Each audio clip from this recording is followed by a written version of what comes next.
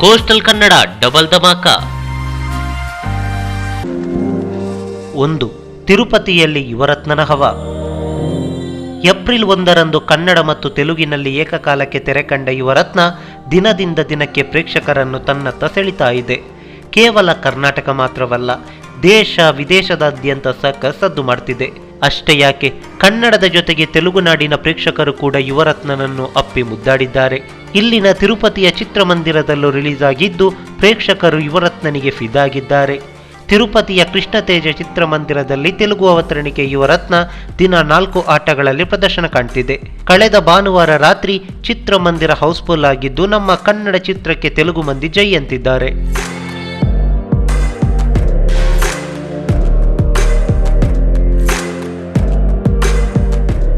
2. Yuvarathna release ರಾಬರ್ಟಿಗೂ ಬಿತ್ತು ಹೂವಿನ ಹಾರ.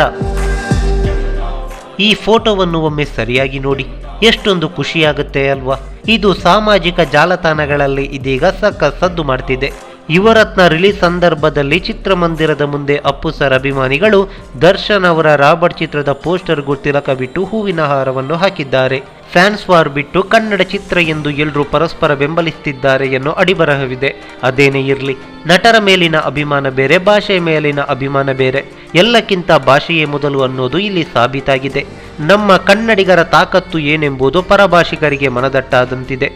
ಈ ಸಂದರ್ಭದಲ್ಲಿ ಫ್ಯಾನ್ಸ್ ವಾರ್ ಬಿಟ್ಟು ಎಲ್ಲ ನಮ್ಮ ಸಿನಿಮಾಗಳೇ, ಕನ್ನಡಿಗರ ಚಿತ್ರಗಳೇ ಎಂದು ಪರಸ್ಪರ ಬೆಂಬಲಿಸಿದ್ರೆ ನಮ್ಮ ಚಿತ್ರರಂಗ ನಂಬರ್ 1 ಆಗೋದ್ರಲ್ಲಿ ಯಾವುದೇ ಸಂಶಯವಿಲ್ಲ. ಜೈ ಕರ್ನಾಟಕ. ನಮಸ್ಕಾರ.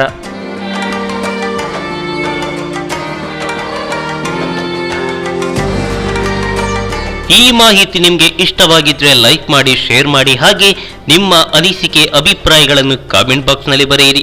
ನೀವು ನಮ್ಮ ಕೋಸ್ಟಲ್ ಕನ್ನಡ ಯೂಟ್ಯೂಬ್ ಚಾನಲ್ಗೆ ಸಬ್ಸ್ಕ್ರೈಬ್ ಆಗಿಲ್ಲ ಅಂದರೆ ದಯವಿಟ್ಟು ತಕ್ಷಣವೇ ಸಬ್ಸ್ಕ್ರೈಬ್ ಬಟನ್ಗೆ ಕ್ಲಿಕ್ ಮಾಡಿ.